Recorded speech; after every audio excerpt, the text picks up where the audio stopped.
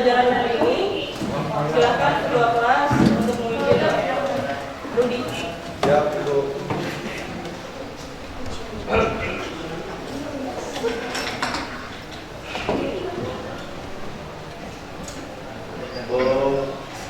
Awali pembelajaran hari ini berdoa terus kepercayaan agamanya masing-masing.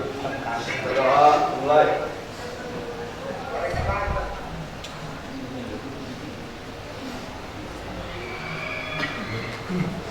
Berdoa selesai. Ya, terima kasih Rudi. Saya coba absensi ya. Siapa yang hadir dan tidak hadir, karena sekarang lagi musim. Tanggal berapa?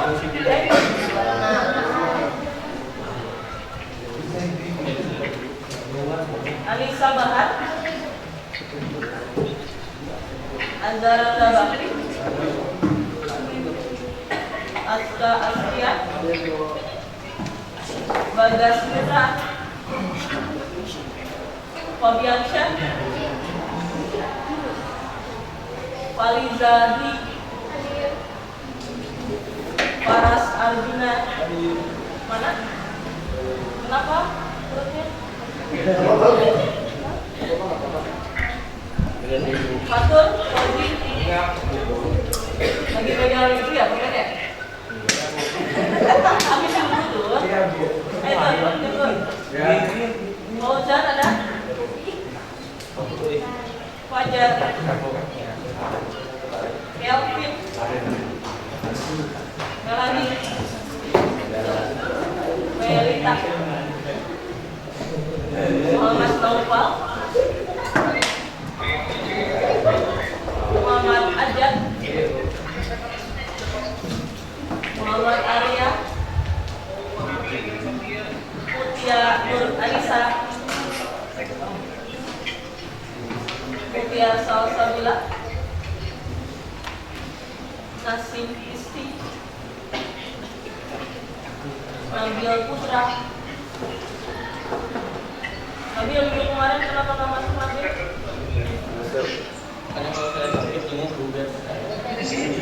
Neni.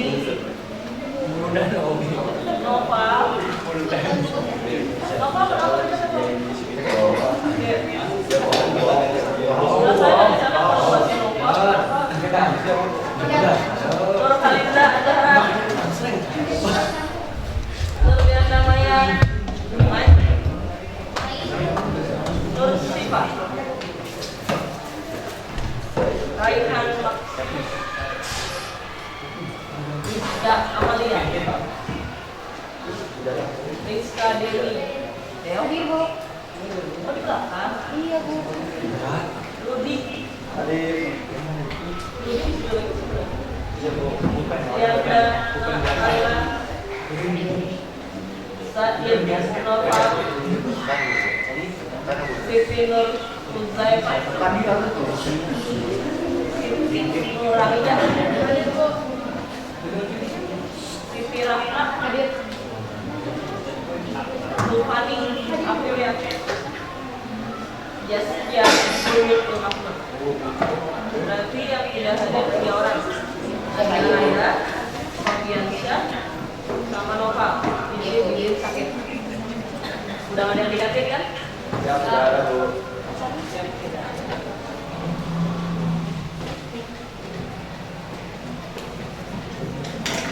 Iya.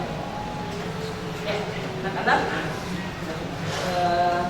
pertemuan kali ini kita melanjutkan dari pertemuan sebelumnya. Nah, kalau sebelumnya masih ingat materinya apa? 11 IPS apa? Angkat tangannya. Kemarin kenapa naik Pak? Kerajaan apa naik? Kerajaannya benar, tapi dia benar aja kurang. Selain lah.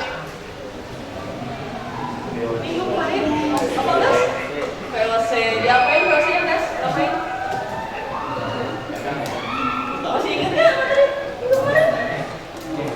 Yang ada gambar Perlawanan terhadap PLC. apa ingat? Perlawanan terhadap PLC. Perlawanan terhadap VOC.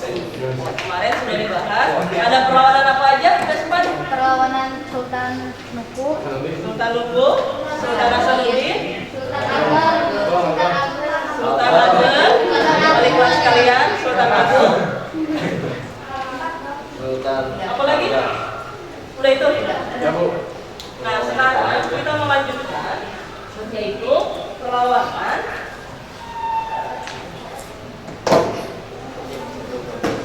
ini.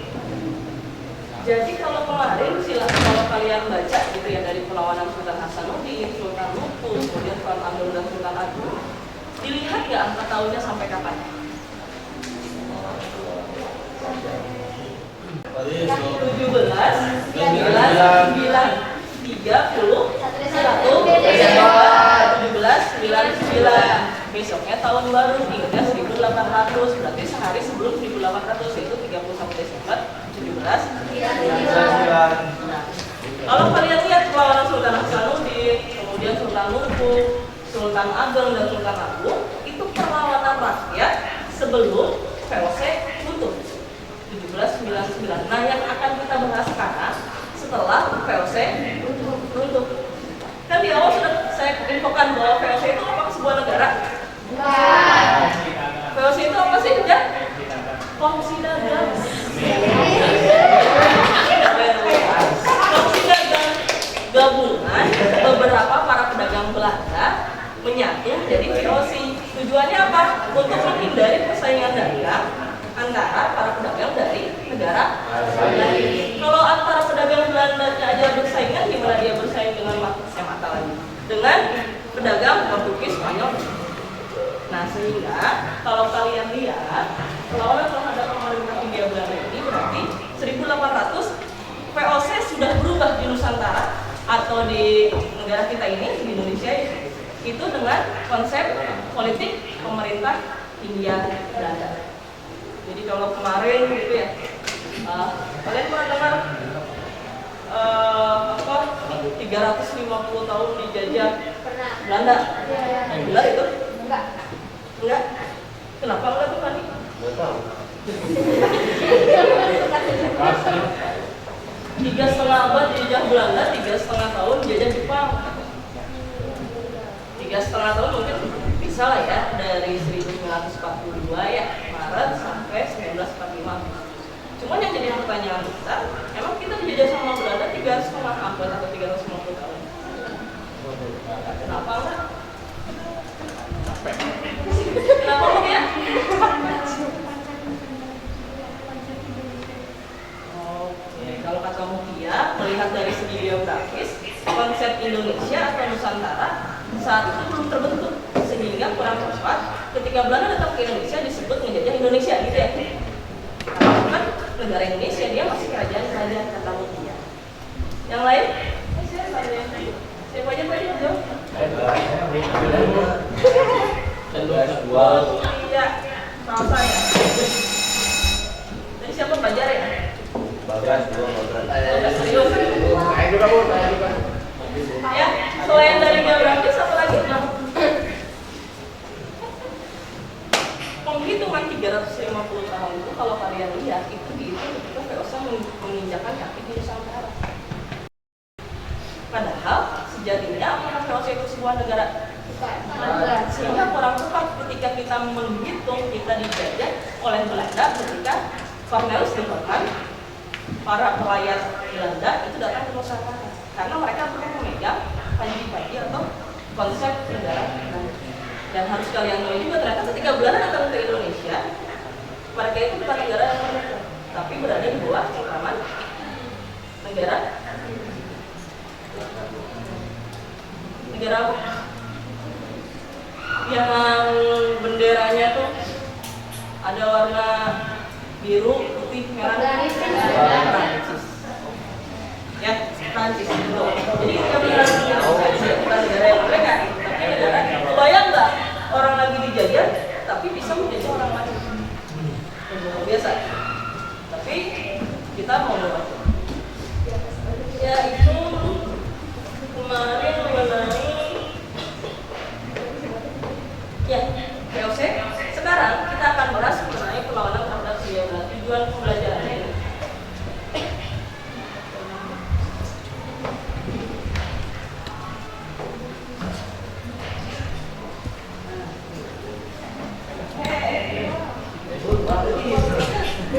masing-masing dulu.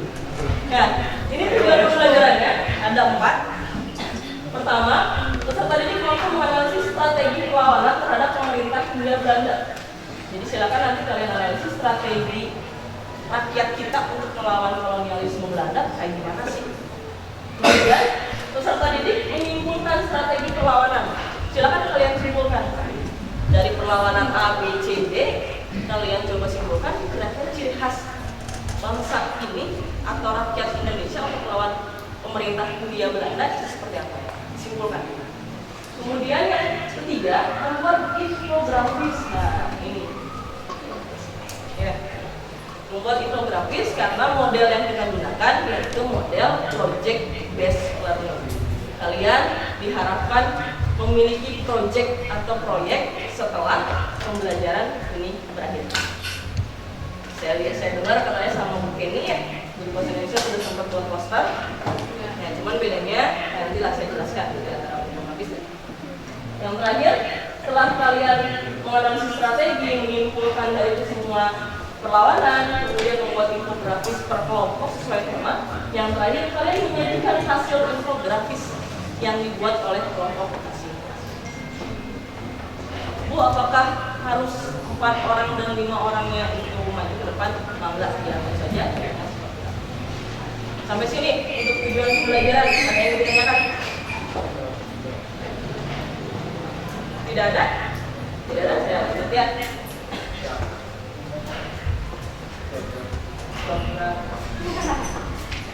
Ya, sebelum masuk ke materi, coba perhatikan gambar ini. Siapa yang bisa angkat tangan? Wah. Jangan dikurang ya. Nah, apa ini? Apa hubungannya Bu sama Cebu. pemerintah Hindia Belanda? Karena saya karena pahlawannya. Apa hubungannya? Angkat tangannya. Ada pahlawan. Siapa Melita? Oh, Tiffany, gimana kan? Itu kan pahlawannya pahlawan Patibora, namanya itu Thomas Matulesi. Dia itu melakukan perlawanan di Maluku. Jadi hubungannya dengan penjajahan Hindia Belanda itu karena adanya perlawanan di Maluku. Kasih teman. Walaupun memang dalam kenyataannya kalau kita lihat banyak gambar pahlawan itu berupa lukisan ya. Wali Songo, kemudian kemarin Sultan Hasanuddin, sekarang juga, sehingga kita harus bisa mengkritik kira-kira benar nggak gambar Thomas Matulesi yang ini. Sedangkan kalau misalkan coba saya tarik ke kerajaan Islam, di Islam itu kan tidak mengenal yang namanya menggambar ya, atau melukis manusia. Ya nggak? Sedangkan Wali Songo itu orang Islam. Logikanya, dia kan yang mengerti Islam. Tapi masa iya dia mau dilukis gitu? Nah ini silakan nanti kalian coba untuk mencari sumber-sumber lain. Apakah memang betul gambar Wali Songo yang di rumah Pak Ustadz, Pak Kiai gitu ya? Itu emang betul ya? Atau nah untuk Thomas Matulesi ini memang sempat ada kontroversi ya. Kalau tidak salah berarti benar. Gitu. Ada yang menyebutkan kalau masalah Ustadz siapa itu? Ustadz Ahmad Hidayat ya. Yang menyebutkan sebenarnya Thomas Matulesi itu Ahmad Lusi benar-benar. Karena keturunan dari Thomas Matulesi ini yang memang menjelaskan bahwa ternyata bukan seperti itu. Dan ketika diteliti ternyata di sini kan ada tulis Dabolo.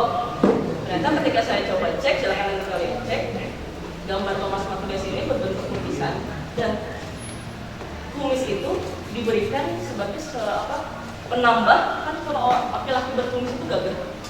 Jadi ditambahin juga kumis, ditambahin juga enggak sih, kecuali si Bagas.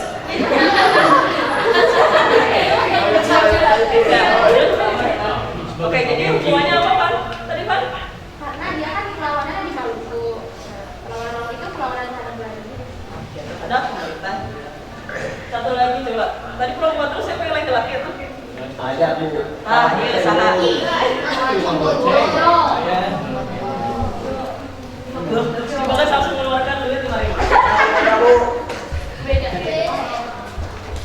Siapakah dia? Apa hubungannya dengan materi kita?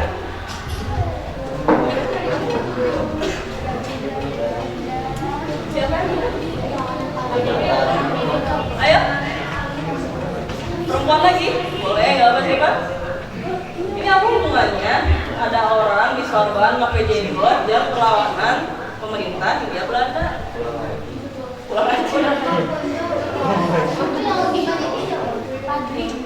Apa? Pemimpin pasukan negeri setelah menggantikan Datu Bandaro.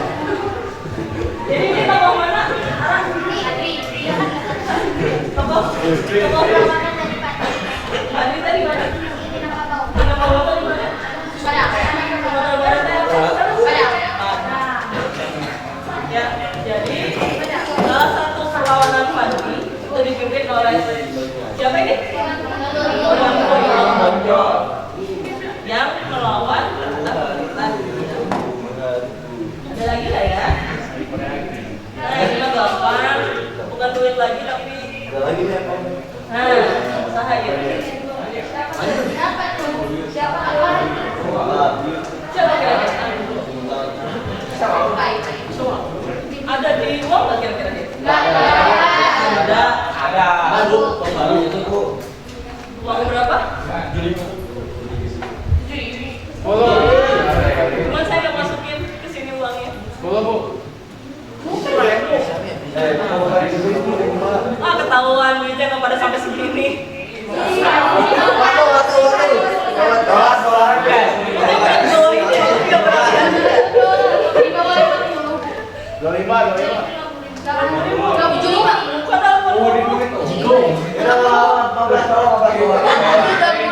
Cireng harganya berapa cireng?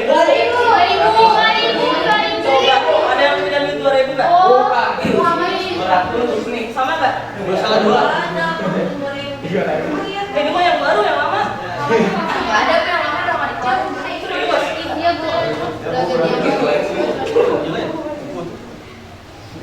Nggak ada uang 2000 saya. Nggak usah. Siapa ini? Inisial. P.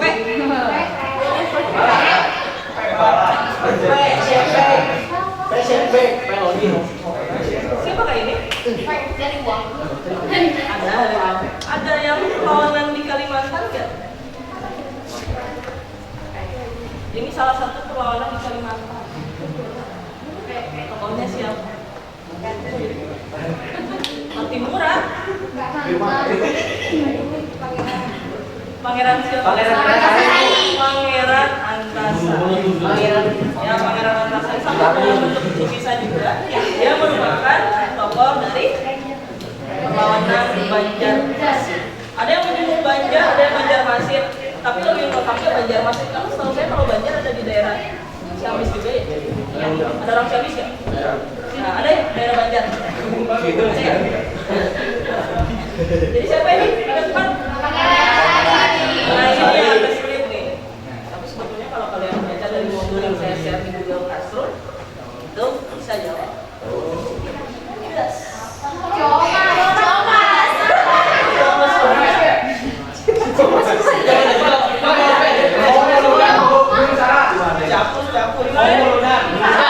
Angkat tangannya.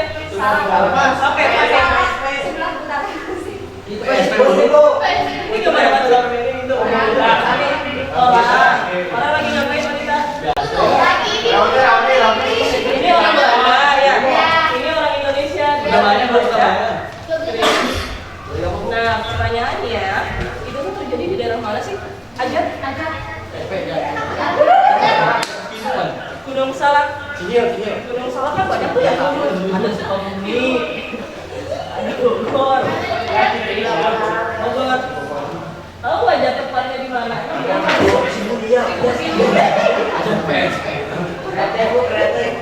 Kretek emang ada kebun teh ya?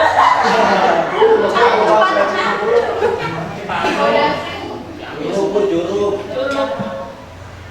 Ya.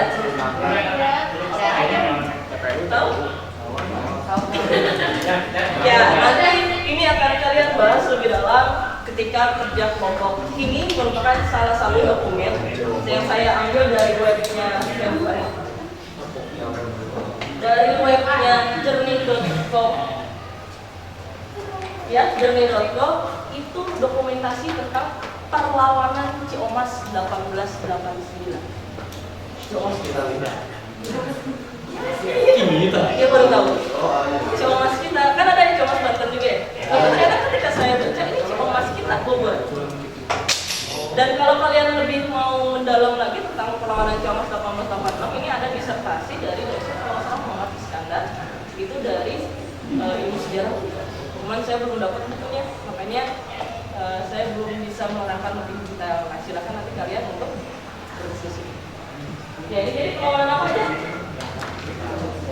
Udah tahu belum? Sebelumnya ada perlawanan Ciomas terhadap Hindia Belanda? Belum tahu. Pentingnya sejarah. Ini ada pangeran. Oke, selanjutnya Bener lu Bang. Bersuara depan juga. Di rumah nih. Ya, nampakin. ada nggak perlawanan Ciomas? Ada. Tapi sebelumnya kalian belum tahu. Nah, makanya ini salah satu ranah kita. Ini ranah kita. Tapi apa aja kalian mau cari PS ya? Mencari sesuatu yang memang nggak ada di buku paket kalian. Itu kan lebih konsepnya sejarah Indonesia. Sedangkan kalau kita cari ternyata sejarah lokal itu lebih menarik. Kenapa Ciomas dinamain Ciomas? Kenapa si Paras tinggal di Kretek namanya Kretek? Ya, punya. Ada ya berarti ya? Oke, itu. Ini kita masuk ke kelompok. Ini ada 8 kelompok. Jadi tadi gambar-gambar sudah saya terangkan. Nah, sekarang silakan kalian gali lebih dalam lagi, analisis lebih dalam lagi tentang perlawanan terhadap Hindia Belanda yang tadi sudah sempat saya tampilkan sedikit kelompoknya. Ini sudah duduk per kelompok? Sudah. Ya, ini pembagian kelompoknya, kelompok sekitar 4-5 orang. Ada yang lebih dari 5 orang? Tidak ada. Nah, Sifatul, Fajar, Aras, Dirumi 1. Oke, lanjut lagi. Ini kelompok 1 tentang perlawanan rakyat Maluku. Siapa kelompok 1? Enggak. Perlawanan Padri, Ara. Perlawanan Kontrol, Banjarmasin, Banjar, Destia. Perlawanan Bali, Mailang. Perlawanan Aceh. Nah, ini yang banyak ya. Perlawanan Tapanuli. Tapanuli itu kalau sekarang bukan sih? Aceh. Medan, Batak. Ada orang Batak? Ada bukan? Bagas. Mana maksudnya di kelas ini? Kamu sudah lagi. Nah, terakhir kita coba mengambil perlawanan sejarah lokal terhadap Hindia Belanda, yaitu perlawanan Ciomas 18. Siapa Ciomas? Kita. Cinta. Ya. Nah, untuk mengerjakan ini, kita masuk ke tahap desainnya. Tadi ingat nggak tujuan pembelajarannya kalian project based learning? Proyek yang dimunculkan apa? Infografis. Bu, gimana aturannya? Aturan main. Jadi beberapa infografis dari perlawanan yang tadi sudah saya bagikan. Kemudian, bukan kita harus punya draft untuk bisa masuk ke desain. Jadi silakan kita lihat tulis di sini. Kira-kira yang mau kalian masukkan dalam desain infografis kalian apa? Ada 4 orang, silakan dibagi-bagi saja. Misalkan ajak materinya yang desain militan, ya, lewat aplikasi Canva. Kapan dipresentasikannya? Kadang terakhir tujuan pembelajaran kita presentasi ya? Kapan dipresentasikannya? Hari ini. Ya, silakan seadanya saja. Ya, Saya yakin kalian generasi yang melek teknologi. Ya Bu. Apalagi sebelumnya saya dengar dari Bu Kelly sudah pernah membuat poster, pasti bisa. Sampai sini ada pertanyaan dulu sebelum kalian kerja kelompok. Udah pada punya aplikasi Canva-nya? Bisa di HP kan? Bisa. Silakan gunakan HP saja. Bawa HP semua nggak? Enggak. Nanti kita kerjain soal dia aja pakai HP loh. Iya. Ya, nanti lah ketika evaluasi. Oke. Nah, ini contoh infografisnya. Saya ambil dari ruang dulu. Info 10 November.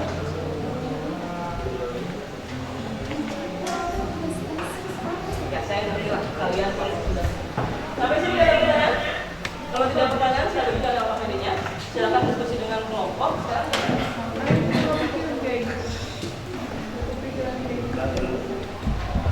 Yang lebih 30 menit cukup ya?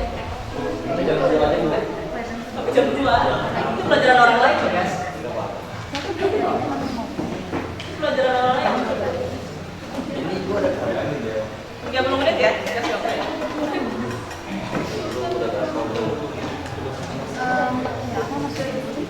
Ya silakan kalau sudah ada yang jadi mulai ya.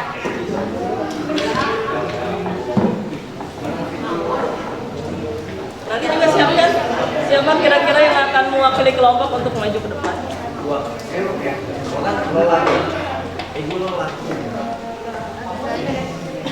Sudah semua dapat yang ini?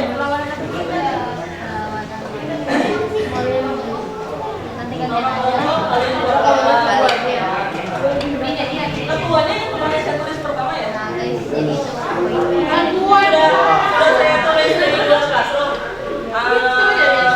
Saya share juga ke anak yang paling atas itu ketuanya.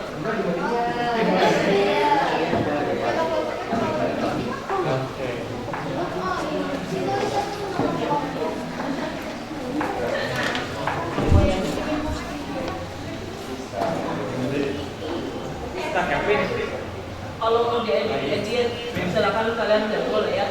Mau seperti apa? Yang jelas nanti ketika 30 menit ini habis, saya berarti minta satu produk kalian berupa infografis yang perlu di print. Nanti kirim saja ke WhatsApp atau Telegram saya. Yang kedua itu yang APD-nya dikumpulkan.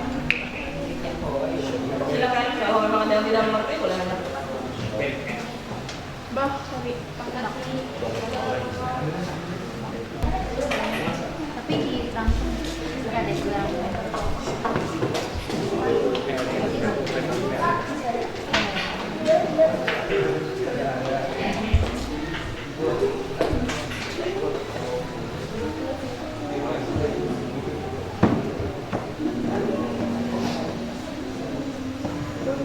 Tapi kayaknya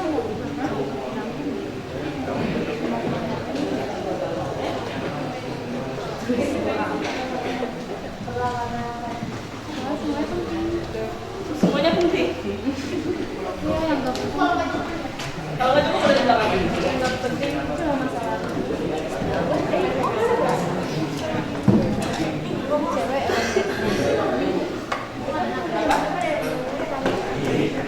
Ya kan, terus kalian ada buat infografis di kelompok. Misalkan kerja sekian, tulis kalimatnya kira-kira mau di infografis apa sekarang Fajar ini guys, ini kalau kita mau ngedisi pertama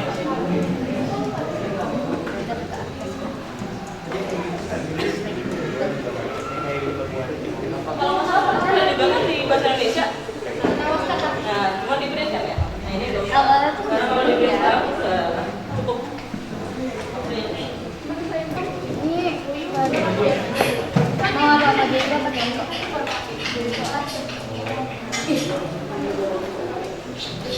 Aman? Tugasnya? Ini ngapain bisa? Ibu juga pengen.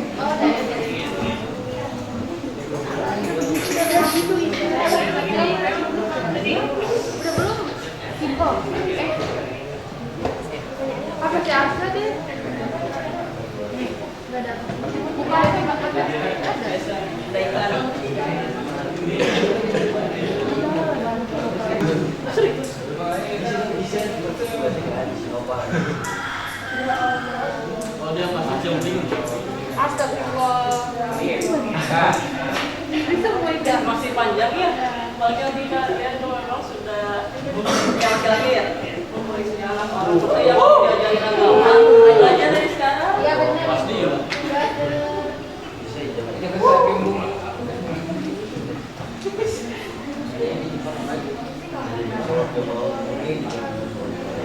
Sudah.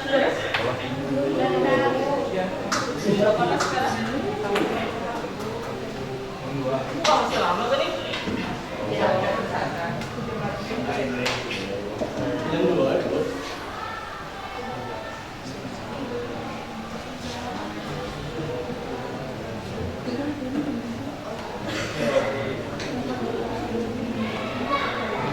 Kelompok satu, paket Maluku ada kesulitan nggak? Ada kesulitan nggak? Aman. Kan ada kita. Aman. Kelompok Padri aman tidak? Mana Padri? Nalita aman tidak? Perlawanan di Ponegoro. Nalita ada kesulitan? Astagfirullah. Perlawanan Banjarmasin. Amin. Apalagi ini perlawanan Bali. Aceh. Ini ada yang agak lumayan panjang ya. Semangat ya. Tapanuli. Batak. Siswi aman ya? Aman. Udah nyampe Facebook jam 7. Perlawanan Ciongas. Udah. Beras. Yang nggak jauh ya maksudnya. Iya. Kalau saya lihat dari angkatan kelompoknya kan memang yang Betul. ahli desain. Apa yang beda mana? Emang ini ahli desain semua ini. Ini ada banget. Itu ngapain?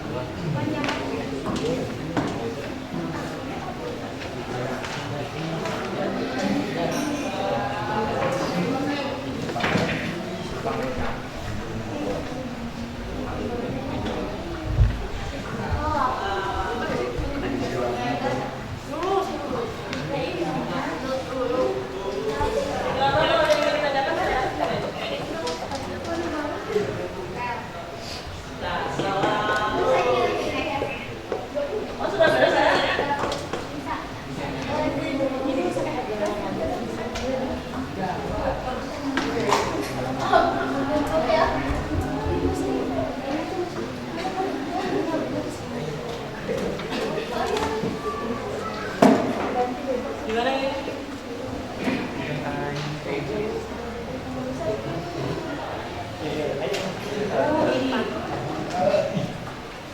Coba saya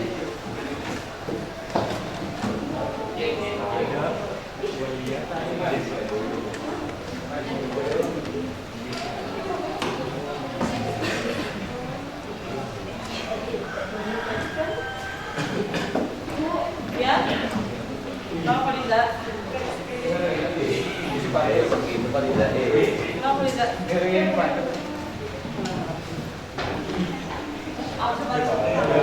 Oh. Oh, kalau ada yang ditanyakan ya itu.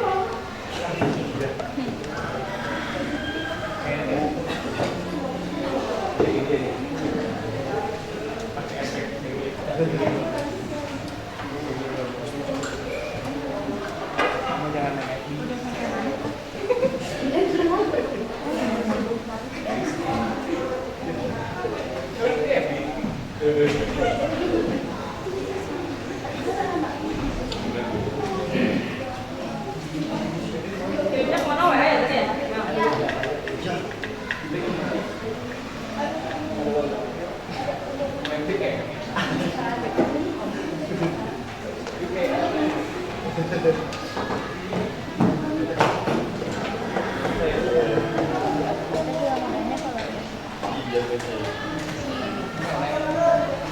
Ayo.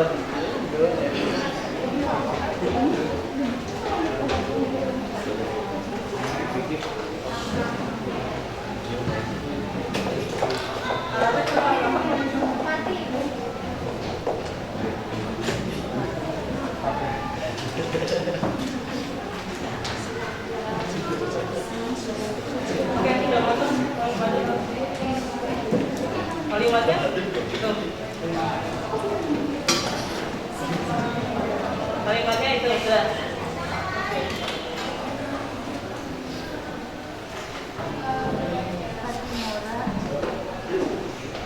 Pakai kalimat tulis ya.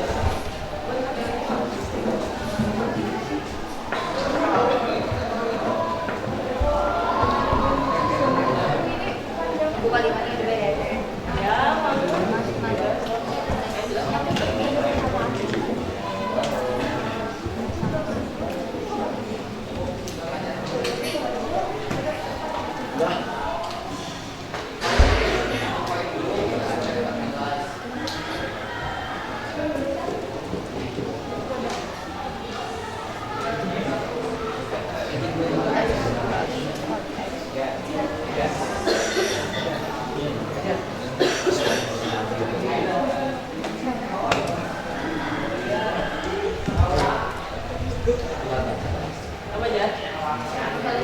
apa aja?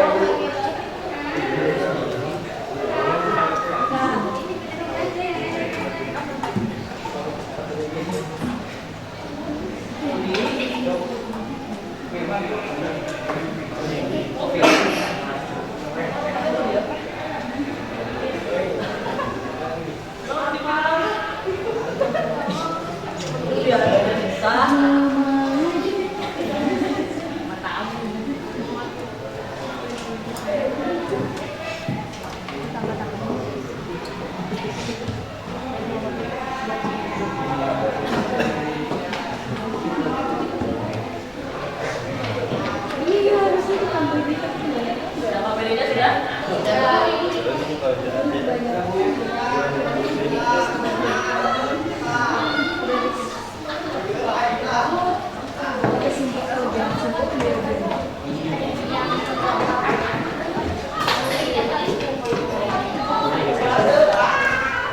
Itu saya sering dulu kayak gini.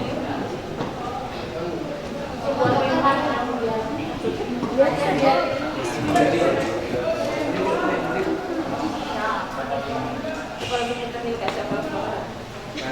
Beda lagi.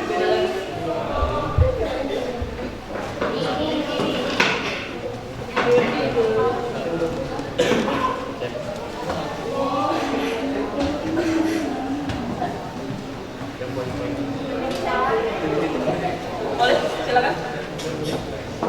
Oke, oke.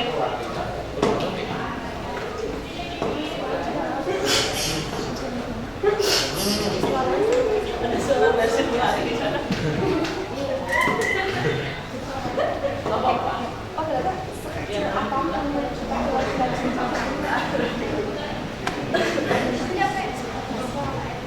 Kenapa kan? Ayo ya kan?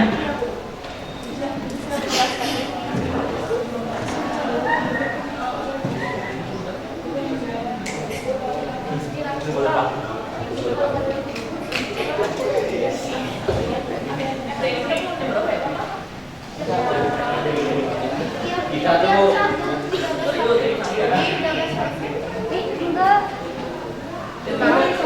Yang satu Bu.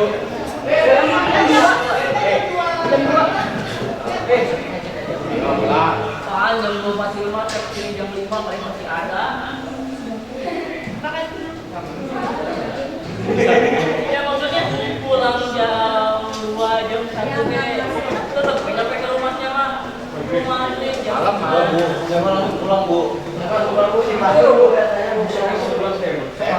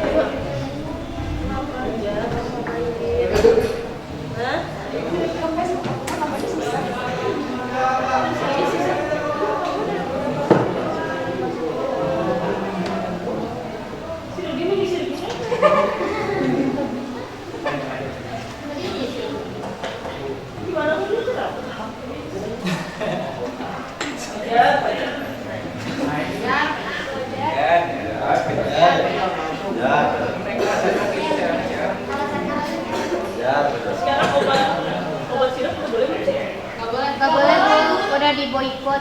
Masih nggak boleh. Masih ya. Boikot Katanya ada yang terbaru ada sekitar apa? Tapi kata saya itu bukan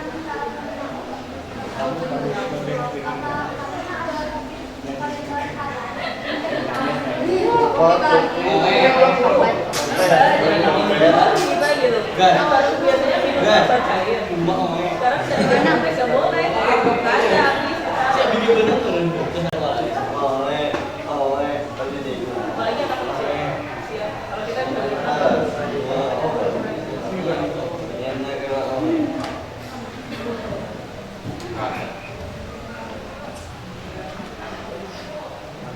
Oke, yang sudah dikirim ke WA atau Telegram saya. Yang baru ke saya Fadri Ara. Terus Ali Kaila. Siapa lagi yang udah kirim? Ya udah ada di sana di Aceh.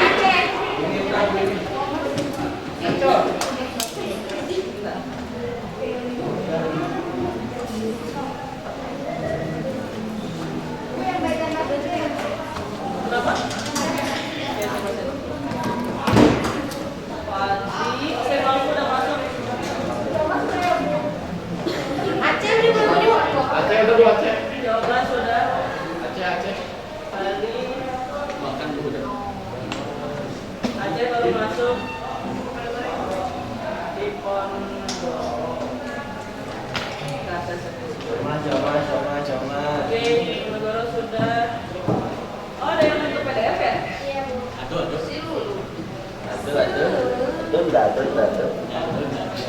Pasang 35 tuh.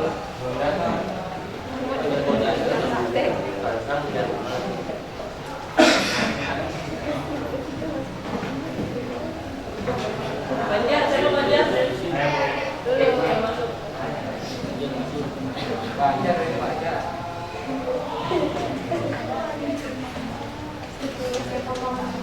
Pasang 35 tuh. Oke, program.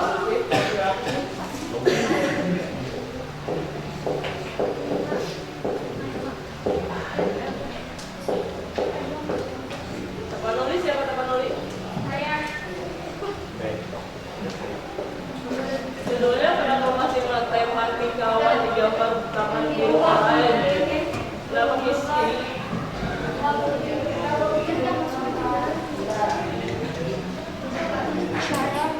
Dan nanti ketika teman kalian maju, kalian komentari juga ya, karena bisa Harus gue harus komentarin Iya dong.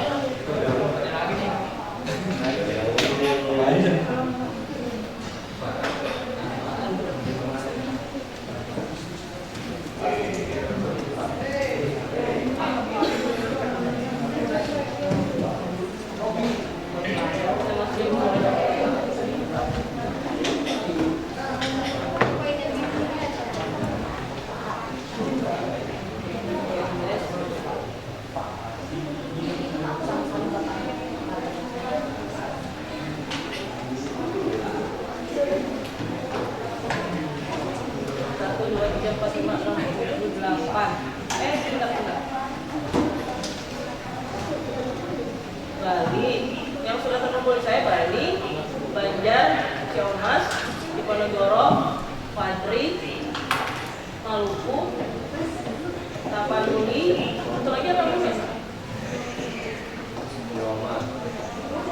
Ciamas sudah? Aceh. Oh iya.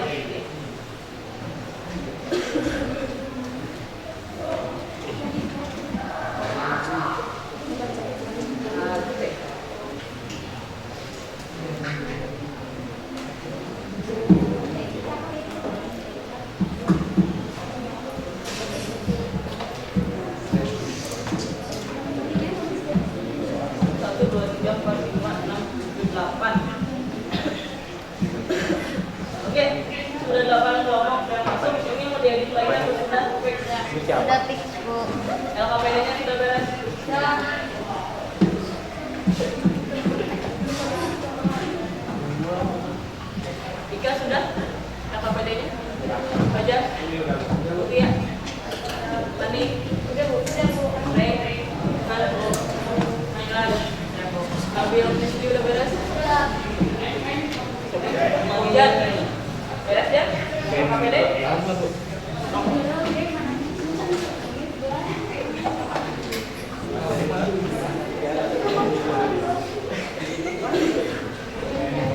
Ya kalau sudah, kita masuk ke tahap selanjutnya, yaitu untuk mempresentasikan hasil kerja kelompok kalian untuk membuat proyek infografis. Nah, dalam nanti proses maju ke depan, silahkan apakah mau perwakilan saja atau semua kelompok maju. Kelompok lain yang tidak maju, jika tidak ada yang dimengerti, silahkan bertanya. Maksimal 3 lah ya. Tapi kalau memang waktunya sulit ya 2 saja. Ya kita coba cek apakah memang 8 kelompok ini bisa maju saat ini juga. Kalau tidak nanti pertemuan selanjutnya. Tapi minimal ada yang maju untuk hari ini. Dan nanti selain kalian di akhir kelompok yang presentasi ini, kalian coba komentari desainnya seperti apa, kemudian penguasaan materinya seperti apa. Kayak pertemuan kita yang kemarin. Ya. Coba saya buka dulu. Ya, saya sudah 11.30. Saat ini kita coba untuk mengkomunikasikan atau presentasi hasil infografis kalian. Sebelum saya tunjuk kelompok siapa yang maju duluan. Ciomas? Ya, Ciomas. Ciomas, siapa yang mau majunya? Semua. Aja. Oke, silakan. Siapa aja mana? Ciomas. Bisa.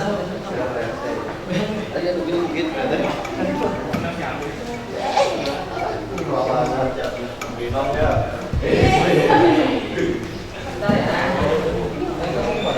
Kalian ada yang perlu untuk nge-zoom tidak? Biar bisa dilihat sama profil. Bisa, bisa.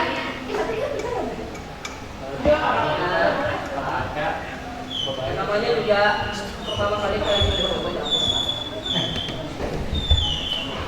Oke, ada yang mau jadi operator atau sudah seperti ini aja? Ini aja.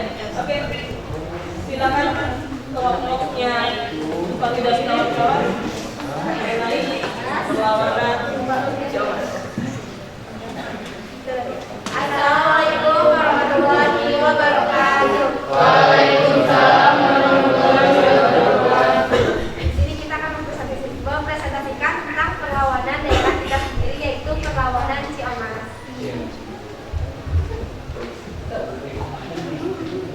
Perlawanan Ciomas tahun 1886 di sebelah utara. Rahma, kedengeran nggak suaranya bagus? Kecil banget. Perlawanan Ciomas tahun 1886 di sebelah utara lereng Gunung Salak terdapat tanah parsial yang dijual Gubernur Jenderal Bindil kepada orang-orang swasta Belanda dan pribumi kaya. Tanah tersebut luasnya 9.000 bau dan ditempati penduduk yang jumlahnya mencapai 15.000 jiwa. Jadi kan apa itu tanah partikulir? Tanah partikulir merupakan tanah dari pribumi yang dijual kepada pihak swasta. Nah, pihak swasta itu disebut juga dengan tuan tanah. Nah, bisa itu kan di sini jumlah luas tanahnya itu 9.000 bau. Jadi 1 hektar itu sama dengan 1,4. Jadi kalau 9.000 bau itu 6 sampai 7 hektar. Nah, juga adanya sistem perbudakan dan kerja paksa di Ciomas, tidak adanya perluasan penentuan waktu panen. Orang-orang luar Ciomas bisa ikut memanen padi di Ciomas juga. Dan keharusan mengangkut hasil panen menghubungi milik tuan tanah yang jaraknya 10 sampai 12 pau. Para petani Ciomas diharuskan menyerahkan barang bukti seperti 2 butir kelapa dari setiap pohon yang dihasilkan pohon enam, termasuk hasil panen pohon kopi dari 250 pohon yang diwajibkan ditanam. Para petani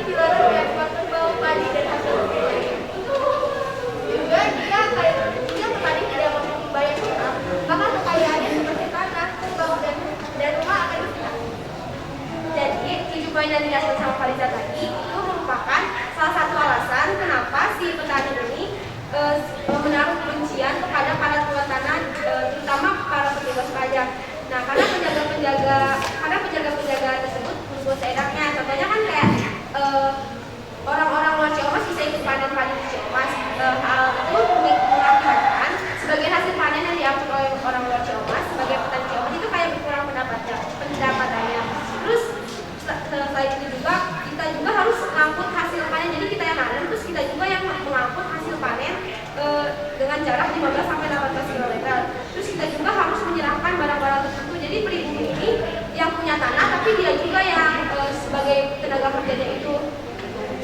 Nah, selain itu petani juga dilarang mengekspor kerbau, padi, sama hasil bumi lainnya.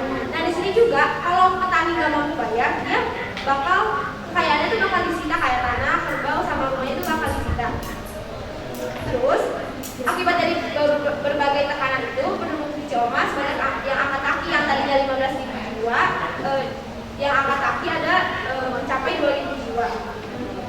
Terus, karena para petani tidak puas kepada para tuan tanah, terus mereka melakukan perlawanan. Dua tokoh yang terkenal dalam perlawanan Ciamas ini yaitu Muhammad Idris dan Afan. Nah, tanggal 22 Februari 1886 terjadinya perlawanan petani yang dipimpin oleh Afan yang membunuh camat Ciamas bernama Haji Abdul Wahid. Nah, kemudian kelompok Afan ini mundur ke Kasipau dan menolak menyerah kepada tentara kolonial. Nah, karena Idris ini sangat membenci tuan tanah dan kaki tangannya, maka banyak petani yang setuju bahwa pengen melakukan perlawanan kepada si tuan tanah ini. Nah, dari situ Muhammad Idris ini menyusun strategi. Dia mengadakan upacara sedekah bumi sebagai tradisi yang biasa berlangsung tiap tahun. Terus setelah acara itu berlangsung, menuju penutupan acara, para pengikut Muhammad Idris yang dendam itu gak bisa menahan kebenciannya, tiba-tiba melampiaskan kemarahannya dengan menyerang secara membabi buta. Nah, ancaman ini menyebabkan ada 40 orang mati terbunuh dan 70 orang menderita luka-luka. Pada tahun 1855 Belanda mengeluarkan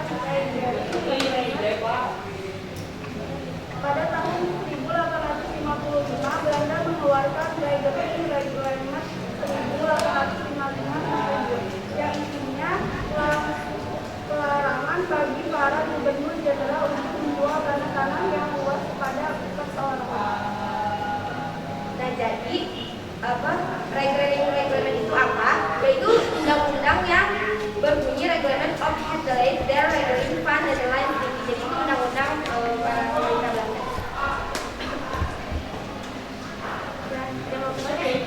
Perlawanan itu mas, perlawanan yang ada di daerah kita, versi menarik. Ada yang ditanyakan mengenai perlawanan Ciamas? Ada yang mau bertanya nggak? Ya. Siapa saya tadi? Oh, naik. Tanah. Oke, gimana? Apa sih perbedaan penjualan partikeling dari penjualan tanah pada umumnya? Nah, sebenarnya kan perbedaan antara partikeling sama tanah yang pada umumnya itu sebenarnya ini termasuk fun fact juga ya, fun fact penjualan tanah. Nah, kebijakan tanah partikeling ini kan menuai banyak protes dari rakyat pribumi karena semakin menyengsarakan rakyat desa. Terus pasalnya tanah partikeling ini juga dikuasai oleh petinggi Belanda, bukan milik pribumi asli. Jadi setiap orang yang membeli tanah partikeling akan disebut tuan tanah kan. Nah, si para pembeli ini dia nggak cuma dapat tanah doang, setelah beli tanah dia bakal dapat wilayah, terus tenaga kerja petani serta pajak juga. Terus juga si yang beli tanah ini menetapkan berbagai aturan yang mereka inginkan. Jadi kalau dia udah beli tanah, berarti semau dia seperti kayak mengambil hasil panen, menarik uang sewa dan mempekerjakan petani untuk kerja lebih. Nah, itu faktor-faktor yang membedakan penjualan tanah partikeling dan penjualan tanah pada umumnya. Karena nggak cuma beberapa penyerahan tanah juga, semua penduduk yang tinggal di tanah tersebut itu harus kerja kalau misalkan tanah tersebut tidak dibeli oleh pemerintah Belanda. Selain itu, tenaga kerja juga wajib memenuhi keperluan pribadi buat tanah seperti memiliki buah, menggarap, serta memelihara tanaman di atas partikeling yang sudah dibeli. Lanjutkan saya.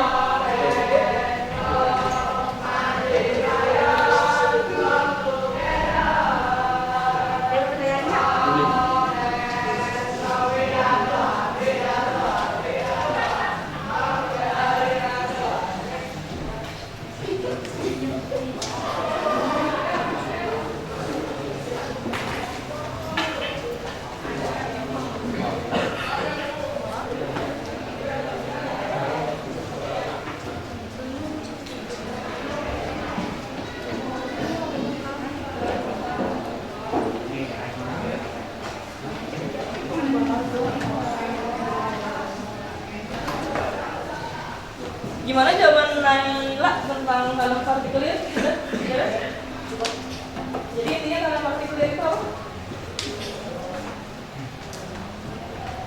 Kan tadi kalau saya baca, jadi perlawanan Ciomas ini akibat penjualan tanah partikulir yang menyiksa para penduduknya waktu Ciomas.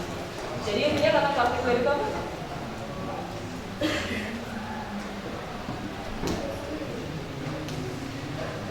Yang lainnya? Perlawanan Ciomas ya? Jadi ini gimana kan tanah partikulir? Jadi tanah partikulir itu tanah milik pribumi yang dijual oleh yang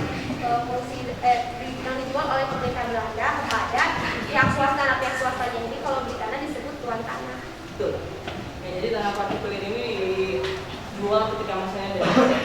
Jadi kan kalau kita beli tanah kita cuma dapat tanah doang.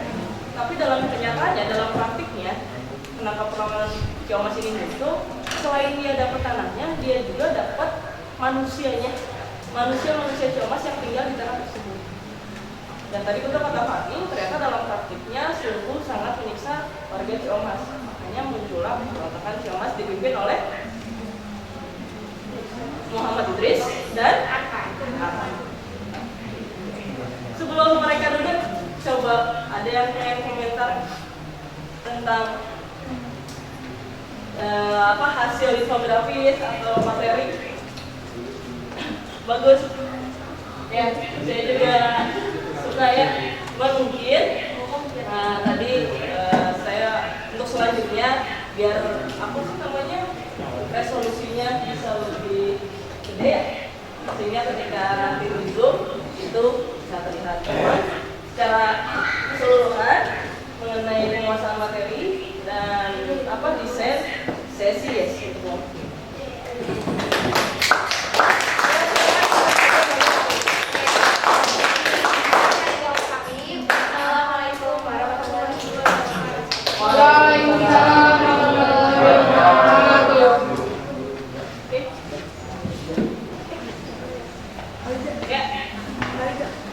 Perlawanan Ciomas, sebelum saya lihat siapa yang ingin maju?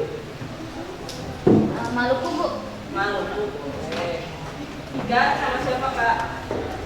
Sama Amir sama Rahma. Asal diajak.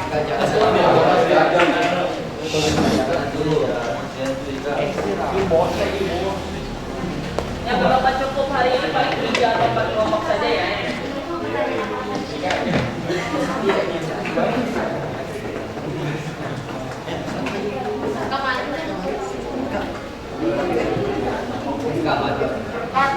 Siapa Alda? Pak sama Rahmat.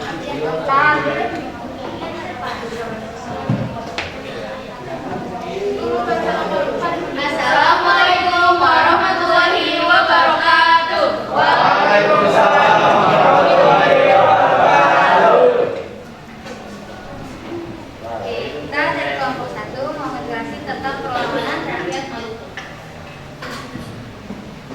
Oke, latar belakang perlawanan rakyat Maluku itu latar belakang perlawanan rakyat Maluku mengusir bangsa Belanda karena adanya praktik monopoli dan sistem pelayanan publik yang membuat rakyat sengsara. Belanda melaksanakan sistem penyerahan wajib sebagai hasil bumi terutama rempah-rempah kepada Oke, perlawanan rakyat Maluku muncul pada tahun 1635 di bawah pimpinan Zaki Ali. Kapitan itu saat Zaki Ali tewas terbunuh, perjuangan dilanjutkan oleh Kapitan Kabesi.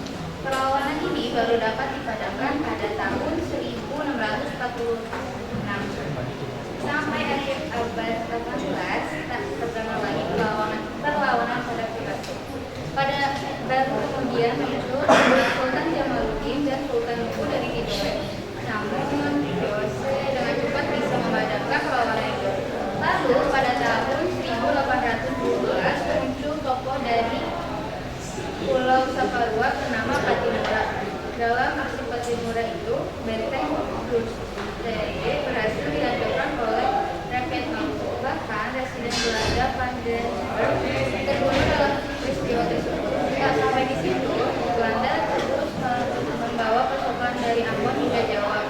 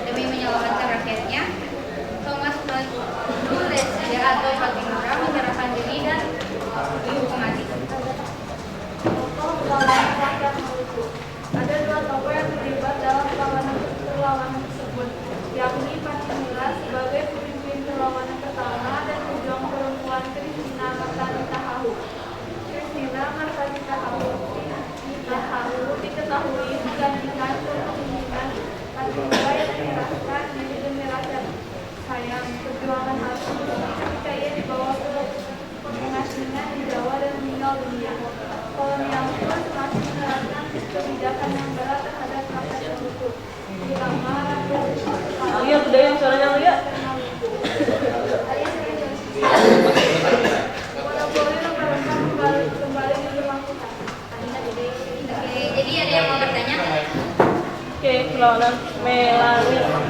Gimana Mel? Kenapa Thomas Matulesi itu dipanggilnya jadi Patimura? Ayo. Oh ya, sebab dia merupakan pemimpin pertama yang paling awal yang muncul di Indonesia bagian timur yang menentang kembalinya penjajahan Belanda. Ada lagi? Bentar, kenapa namanya jadi Patimura? Karena ini Bu, dia merupakan pemimpin pertama yang muncul di Indonesia bagian timur yang menentang kembali penjajahan Belanda. Karena si Thomas Matulesi ini tuh dia tuh waktu dulunya ikutan apa sih namanya ya, kayak tentara Inggris itu loh Bu. Ya, kolonial Inggris. Jadi sama-sama menentang. Ada lagi? Ada lagi? Tentang perlawanan rakyat Maluku. Ada lagi? Oke, kalau tidak ada, coba komentar tentang kelompok ini dong. Ya, isi asli kita ratingnya bintang 5 ya. Bagaimana mengenai masalah desainnya untuk kelompok ini? Posternya bagus. Posternya bagus. Soalnya kan kalau misalkan gambar pahlawan itu biasanya yang formal-formal ya, ini kan enggak Bu. Oh iya dong, karena konsepnya itu Yang ini kan yang perempuan Jangan siapa? Bu. Ya, di baru dari Versi apa ya? Versi apa? versi Oh, dapat. pro. Berarti menurut kalian poster kelompok ini menarik karena biasanya tokoh itu yang formal, tapi ternyata dimasukkan tokoh yang kemet ya. Oh, gitu. Oke, silakan. Oke, jadi ada lagi. Terima sekian dari kita sekian. Wassalamualaikum warahmatullahi wabarakatuh.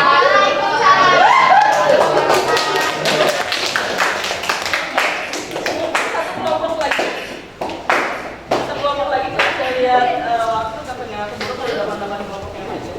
Siapa? Ya, Mangga? Oh, Bali, Diponegoro, siapa? Sama sini dong. Siapa? Jalani Diponegoro.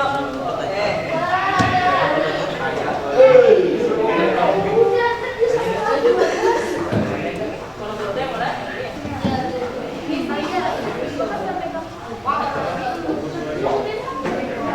Nah, Siapa itu? Assalamualaikum warahmatullahi wabarakatuh.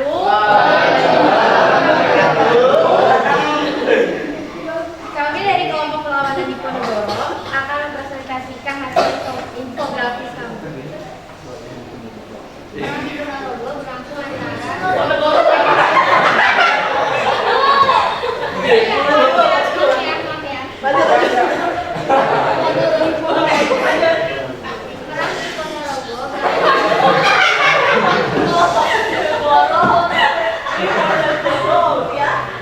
maaf ya guys.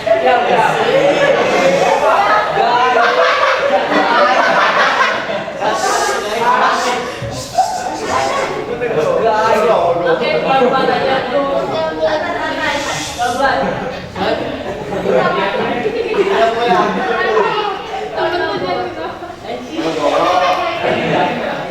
Udah dari rumah. Berlangsung antara 1825 sampai 1830 atau bisa dibilang 5 tahun. Pertempuran yang bermula di Ibu Jakarta ini meluas ke banyak daerah di Jawa hingga sering disebut Perang Jawa. Seperti Singaraja, Yogyakarta, Purwakarta, Banyumas, dan Semarang. Latar belakang dari Perang Diponegoro ini berawal dari kekecewaan Pangeran Diponegoro atas kemerdekaan Belanda terhadap istana dan tumpah tanah darahnya. Kekecewaan menumpuk saat Patih dan Mureja atas perintah Belanda memasang tombak menunggang untuk membuat rel kereta api melewati makam leluhurnya. Ponorogo menelan korban jiwa yang tewas sebanyak 200.000 jiwa penduduk Jawa. Menelan korban tewas di perang berada 8.000 tentara dan 7.900 Pangeran Diponegoro menggunakan siasat perang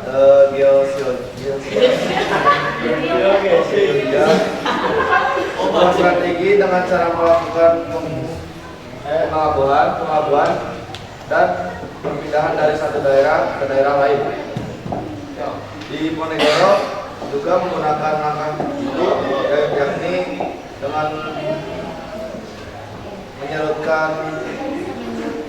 menyerutkan kepala rakyat kepada rakyat sekarang untuk memperjuang bersama-sama dalam menentang teknologi Belanda. Dalam menentang apa? Koloni Belanda. Penyebab kekalahan dari perang di Ponorogo ini itu karena Belanda menerapkan taktik perang benteng Selsel. Taktik ini berhasil mempersempit gerak pasukan Ponorogo.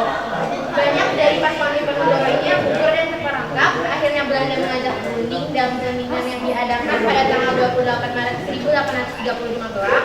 Di Ponorogo disergap dalam keadaan tidak siap perang dan dibuang.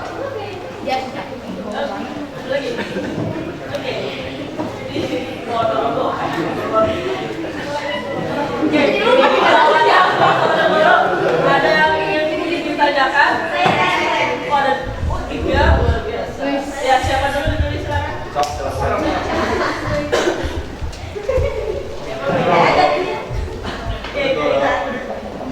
Apa yang dilakukan pasukan Jawa setelah menyergap Pangeran Diponegoro? Setelah ditangkap dan disergap, Pangeran Diponegoro kemudian diasingkan ke Manado, lalu dipindahkan ke Makassar hingga wafat di Benteng Rotterdam pada 8 Januari 1855. Berarti wafatnya di sana. Iya, di Makassar. Emang perang di Ponorogo di mana sih? Di Jogja. Jawa ya? Selalu sifatnya siapa lagi? Siapa Pusek? Oh, Kenapa perang di Ponorogo Kenapa perang di Ponorogo disebut perang Jawa? Karena peperangan yang bermula di Yogyakarta meluas ke banyak daerah di Jawa. Tegalrejo, Yogyakarta, Surakarta, Banyumas, Semarang, dan Kalmar.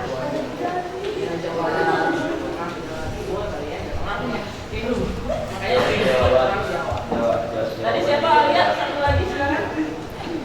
Berapa jumlah juta jiwa yang tewas pada perlawanan di Ponorogo? Statistik di Waduh. berapa? Jumlah juta jiwa yang tewas pada perang di Ponorogo ini 215.000 orang. Itu udah termasuk jumlah korban tewas dari penduduk Jawa, tentara Belanda selama serdadu di bumi. Berapa lihat?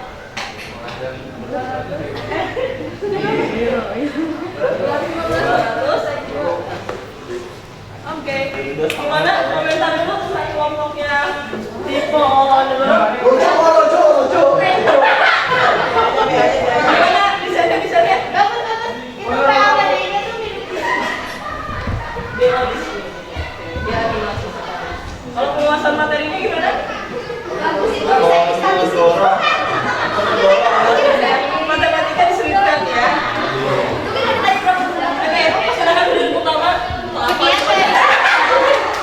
dari Ujian dari kelompok ini Waalaikumsalam warahmatullahi wabarakatuh. Waalaikumsalam warahmatullahi wabarakatuh. Saya baru dengar suara Mutia. Ayo emang kira kamu Oke, baru 3 kelompok yang lagi loh karena memang kita masuk ke tahap evaluasi tahap yang hukum. Jadi sekitar berapa lagi? 8 kurang 3 berapa? 5. Pikir 5.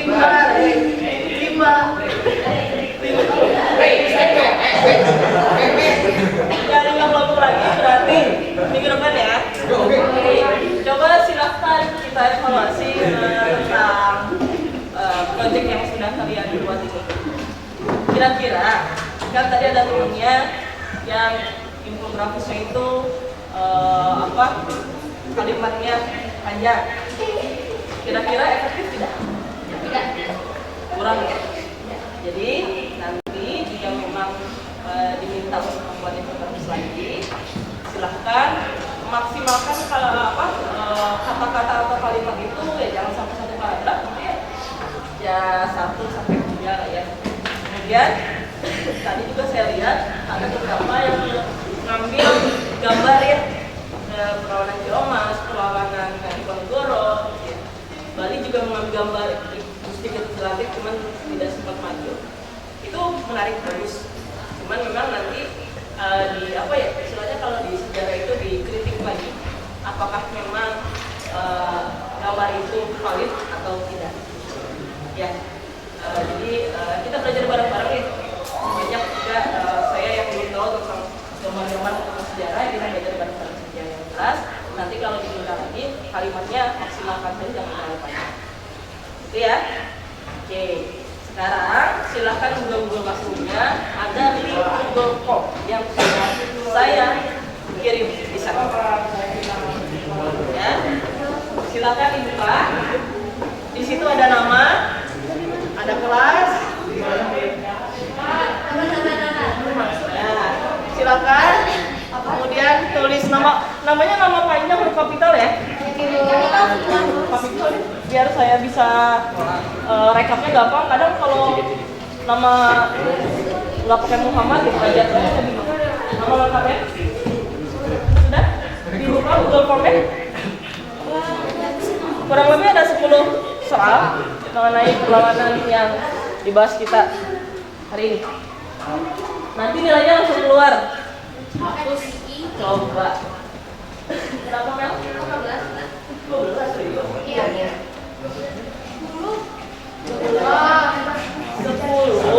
1 sama 2-nya itu nama dan kelas. Ininya 12. Oh ya, ini 11.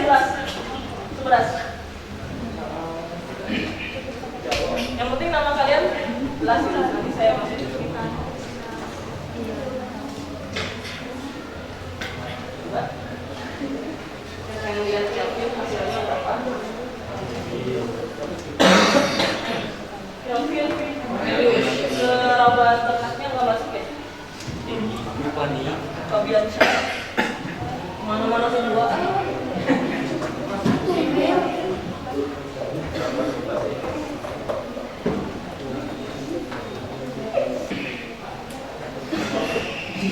Sudah beres? Kita lihat ya.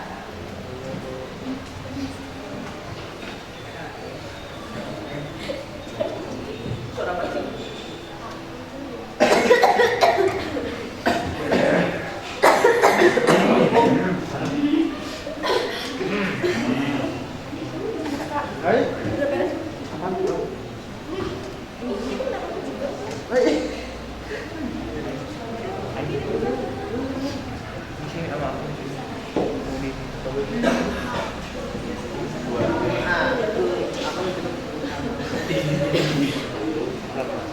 Ini ya, soalnya. Makan?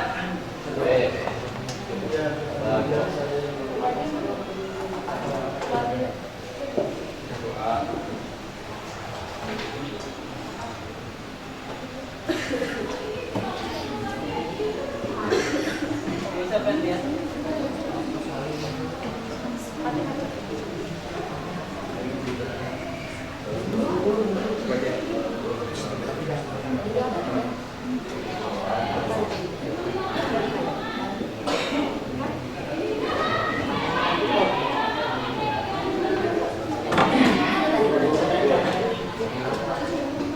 Belum ya, belum ada yang masuk ya?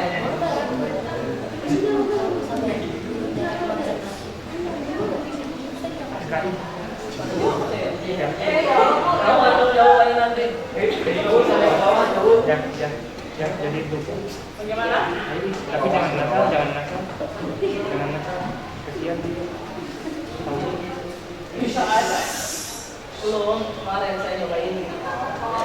Mas, jadi belum ada yang masuk nih, sudah.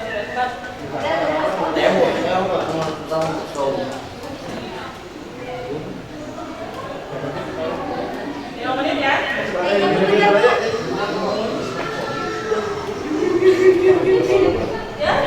Jarang sekali kan. Jangan ngontrak. Sudah harus benar-benar salah. Ini aja.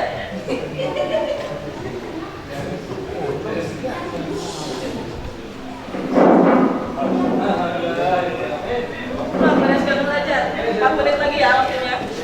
Beres itu kita coba untuk refleksi dan mengambil kesimpulan.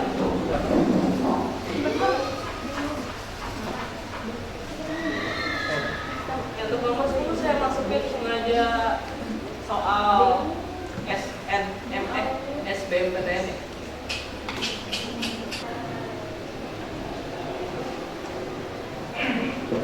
Nah. Ya, biasanya semenit lewat, 2 menit lagi lah.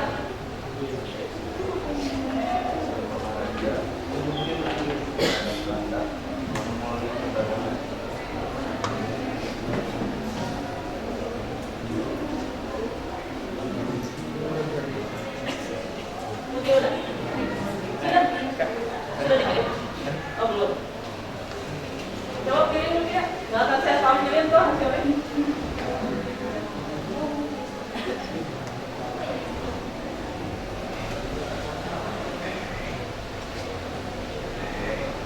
Nanti kita ketahuan jawabannya apa.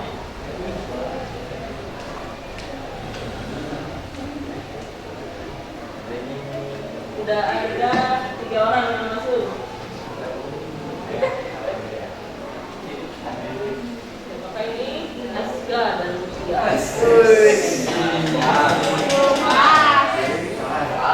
Ente kan orang lagi.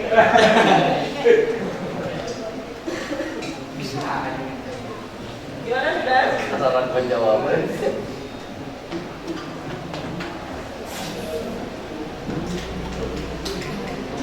Dan Aska berapa kak? Nilainya kak?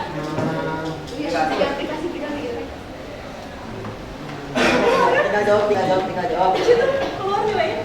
Kasihan. Tapi jangan tuh kasih quick. Kali bom. Ayo kemarin 100 bu, saya 100 lah ya. Udah.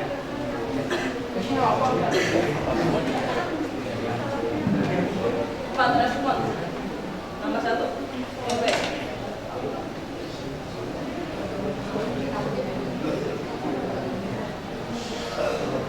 Oke. Menit lagi beres itu, selesai tidak selesai, udah putus.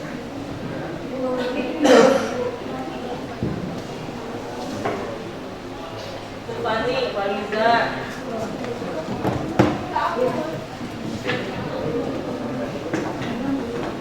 Ada yang 100 ini? Luar biasa. Rumi. 80. Kak.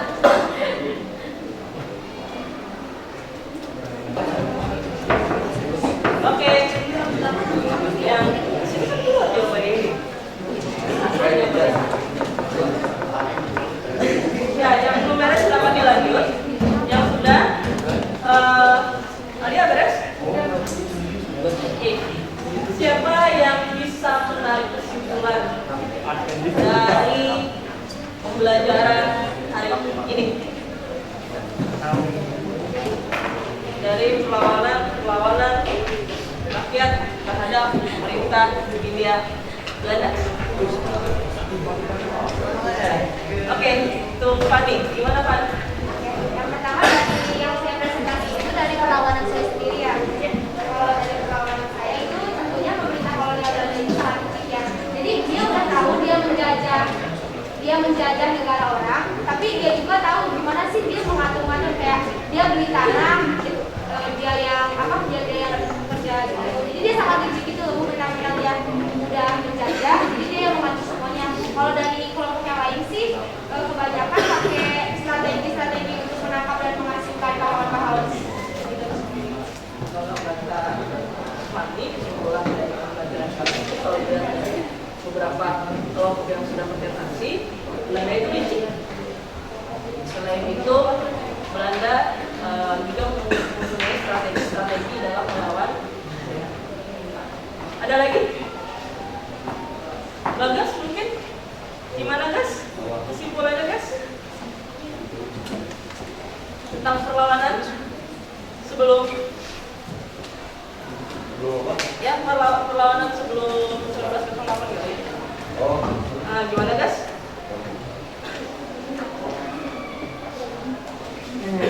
Gimana guys kesimpulannya guys? perjuangan yang dilakukan bersifat lokal atau daerahan. Lokal, daerahan. Ada lagi? Hal ini karena kan kurangnya persatuan. Belum terbentuknya persatuan dan kesatuan. Ada lagi? Perlawanan dilakukan secara fisik dan melakukan alat tradisional. Di fisik ya, hadapan langsung. Ada lagi? Oke, kesimpulan dari Bagas ada 3. Perlawanan yang dilakukan oleh rakyat terhadap pemerintah kolonialisme Hindia Belanda itu masih bersifat lokal atau daerah. Artinya ketika Banjarmasin itu melawan kolonialisme ya hanya rakyat Banjarmasin saja yang maju. Ketika tadi di Ponorogo yang bergerak ya hanya di daerah Jawa saja ya. Selain itu dikata Bagus apa? Karena belum terbentuknya kesatuan dan persatuan. Selain kesimpulan, coba refleksi apa yang kalian rasakan dalam pembelajaran kali ini. Apalagi kita menggunakan model baru ya. Oke, Fani lagi. Iya, boleh sih Bu. Boleh, nggak apa-apa. Kalau saya sih, kalau tentang pelajaran ini meningkatkan rasa keingintahuan saya. Apalagi kalau saya presentasinya kan tentang perlawanan Ciomas. Ciomas itu kan daerah saya. Maksudnya meningkatkan rasa keingintahuan saya terhadap daerah-daerah. Sebelumnya kita nggak tahu ada perlawanan Ciomas, ternyata ada ya. Selain itu ada lagi. Coba kaitkan dengan model pembelajaran yang menghasilkan proyek. Jadi bisa lebih berkarya. Lebih berkarya, boleh. Imajinasinya jalan. Coba sejarah itu bukan cuma hafalan gitu ya, tapi juga tentang tadi imajinasi. Oke, kalau tadi Bagas pernah menyinggung mengenai kesimpulannya bahwa ternyata sejarah kita itu dalam melawan penjajahan ketika sebelum 1908 ya, sebelum adanya gerakan nasional itu masih menggunakan secara fisik atau senjata. Kan beda setelah 1908 kan kita mengenal yang namanya perundingan ya, KMB, Linggarjati dan lain-lain. Nah, ketika sebelum 1908 ini kita masih secara fisik.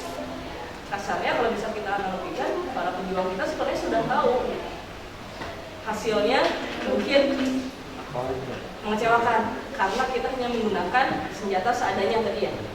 Tapi yang namanya semangat juang itu tetap harus berkobar. Kasarnya gini deh, kita analogikan, kita tuh Persib, kita mau melawan MU. Ya, Persib melawan MU. Udah ketahuan hasilnya gimana kan ya? Tapi para pejuang kita itu tetap ibaratnya apa ya, semangat untuk memperjuangkan hak bangsanya, hak daerahnya. Jadi kalian ketika nanti bertemu hal-hal yang memang tidak sesuai dengan peraturan, ajaran agama, norma sosial dan lain-lain gitu. Walaupun kalian tahu akan melawan banyak orang, perjuangannya susah, tapi kan lebih baik kita mencoba untuk untuk melakukan hal-hal yang memang baik menurut ya. Sampai sini ada yang ingin ditanyakan mengenai perlawanan terhadap pemerintah Hindia Belanda? Yang minggu depan kita masuk ke perlawanan sudah, VOC sudah, perlawanan sudah, berarti masuk ke materi dampak ya, dampak kolonialisme. Ya, ketika Belanda datang untuk memberontakkan, setelah Belanda nanti hilang, dampak penjajahan bangsa Eropa di kita ini apa saja sih? Minggu depan akan kita bahas itu. Kurang lebihnya mohon maaf. Billahi taufiq wal hidayah. Assalamualaikum warahmatullahi wabarakatuh.